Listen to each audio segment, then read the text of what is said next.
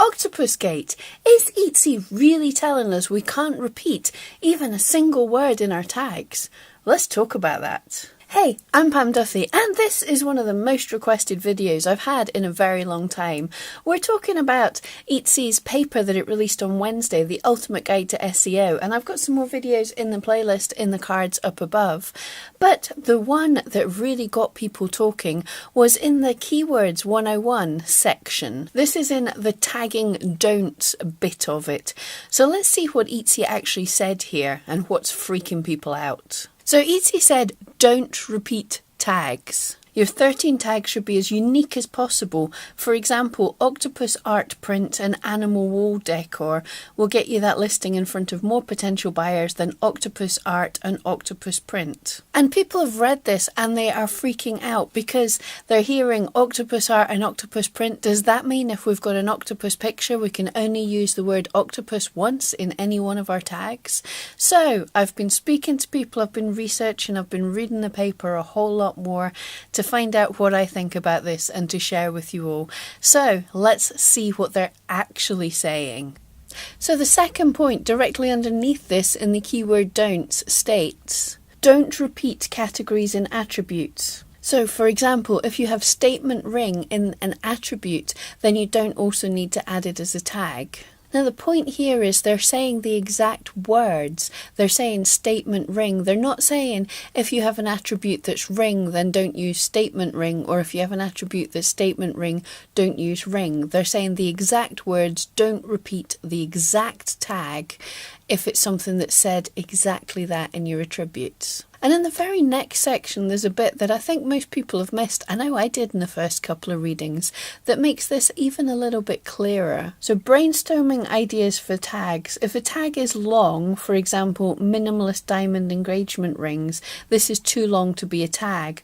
So tags you could use to break it down are a minimalist jewelry, diamond ring, and engagement ring. So they're already saying in their tags, if you're having to break down a bigger tag, then they're advising that it's totally acceptable to say ring twice, to say diamond ring and engagement ring. So that's pretty much telling us there is no actual penalty for using the word octopus twice.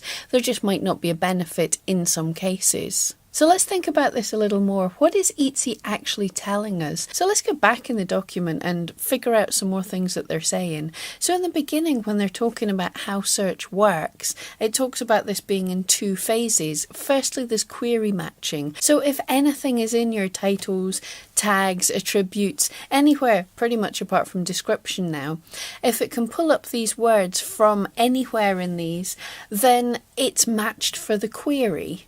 So, for example, if your attributes say ring and one of your tags has purple engagement, which is really terrible, I hope no one's got that, but if someone searches for engagement ring, then Etsy algorithm would be able to pull up and go, oh well, this listing says engagement somewhere and it says ring somewhere, therefore it's got a chance to rank for this. So if you have a tag that says octopus art print, then this will return a query for octopus art and octopus print. So they're telling us that these tags match the query. So if you just had that one tag, then you've freed up an extra tag, hopefully to try and hit another keyword. But what they're not telling us, the next section is about how to rank. And also we've known for a while that Etsy can pull different keywords from separate tags and other stuff that we've used. If you look at your promoted listings, it actually tells us some of the keywords that it's shown people in front of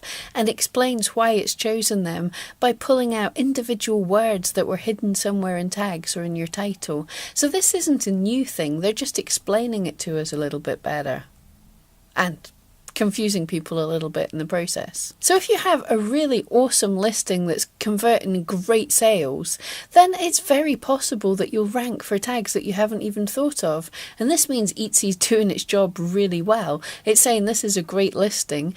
I haven't been told that this is a tag, but when people are searching for this, they buy this item. So yeah, this is a great tag.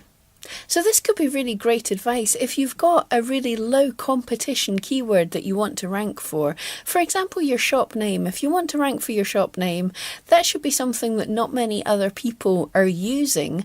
However, it's something that your customers might be searching for you under. So you might use your shop name as a tag. And if your shop name is really short, can't think of anything off the top of my head, but if you've got a short word that's your shop name, then in that tag you could add another word, so you're freeing up, so you've got an extra tag space that you can use because you've combined two words into one tag. And because they're pretty low competition, then Etsy's going to rank them anyway because there's no one else that you're trying to rank with. But the very first point in Etsy's section about ranking is stating that an exact match does give you a relevance boost. So if your tag is the exact match for the keyword that you're trying to rank for, that will help you. So if you really wanted to rank for octopus art and octopus print, then perhaps you would need both tags. So in this example, if octopus art was a really highly competitive but really good term, and octopus print not such a great term, then octopus art print might be a good tag because you're still very relevant for octopus art, you're really relevant for art print, you're really relevant for octopus art print because those are all exact matches. You're not quite so relevant for octopus print. So if you were less bothered about ranking for that, or if it was less competitive to rank for, then that tag might be good. But if octopus print is a winner for you, then maybe you'll want to have that as a separate tag as well. Don't just take my word for it. Go and look at some of your listings. And some of my listings that have, say, repeated the word dog in the tags in a few different places, needle felted dog, miniature dog, etc, etc. Now, if there was a penalty for using the word dog more than once, then these tags would not be ranking. And when I go and look in eRank, the new name for Etsy Rank, when I go and look in there and check my ranking, I'm still ranking for all these things as I were. So there is no penalty for using the same word in a different way in a keyword if you have a real good reason why you want to rank for that, why it's so important. So engagement ring, minimalist ring, jewelry ring, if that's what they are, then go for it. But if it's a low competition term, then maybe you can combine it all and free up an extra tag. So Etsy's not telling us not to use these relevant words. Etsy's not telling us that we will be penalised for it. Etsy's telling us that it might be a waste of time to get your query seen, but it might be needed to help you rank. So it's talking about two different things. Will it return the query? Yes. Will it rank? Maybe. So don't freak out and remove every single duplicate of a word and try and make tags that are totally ununderstandable. Make wee changes a little step at a time. And next week I've got some plans for videos on explaining how ranking works in a little bit more detail, and also talking about how to build a new listing from scratch. So don't forget, come back next week. Thank you so much for joining me. I'm Pam Duthie. I'm here to help you craft your career with creative marketing and artistic inspiration. Thank you so much for joining me. I'll see you next time.